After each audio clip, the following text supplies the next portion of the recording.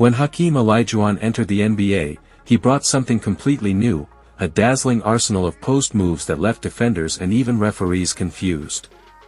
Every time he caught the ball and went to work, his footwork looked so fluid and unpredictable that many simply couldn't believe what they were seeing. Over time, even NBA officials began to wonder if they had made the right calls during his early years. Some referees later admitted that they might have called travels on Olajuwon simply because his movements seemed too smooth to be legal. They couldn't tell if they had misunderstood the rulebook or if the dream was just redefining what was possible in the post.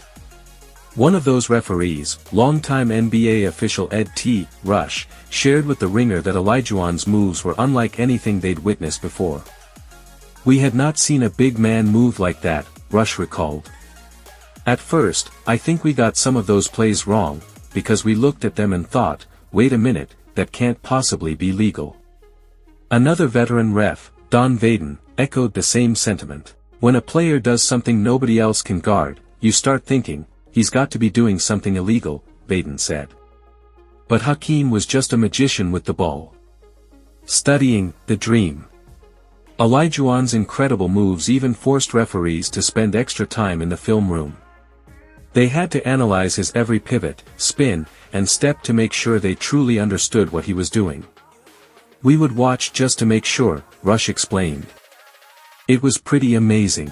Looking back, those same officials now believe that most of what Hakeem did was perfectly legal, just incredibly advanced for his time. "It wasn't illegal," said Bob Delaney, another respected referee. "Even coaches couldn't tell." Referees weren't the only ones left guessing. Legendary coach Phil Jackson also admitted that Olajuwon's moves often blurred the line between brilliance and a travel violation. "Hakeem had this move that looked like a walk or travel," Jackson once said. McHale had one too, but it was hard to copy. "It was this shoulder shrug, shake and bake move, and he was so quick at it. Even Kobe learned some post-up moves from him, but he never truly imitated Olajuwon's style." The secret behind the footwork. Olajuwon's legendary footwork didn't come from basketball alone. Growing up in Nigeria, he played soccer until he was 15, a sport that developed his balance, rhythm, and agility. When he eventually switched to basketball, he carried those same instincts onto the court.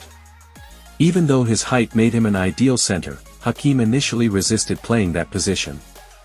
Instead, he practiced moving like a guard, dribbling, pivoting, and attacking with finesse. Those years of soccer and guard-like training became the foundation of his iconic dream shake, a move that left both opponents and referees stunned. Today, Olajuwon's footwork remains one of the most studied and admired skills in basketball history. And while some might still debate whether every step was legal, one thing's for sure, Hakeem Olajuwon's moves were pure art.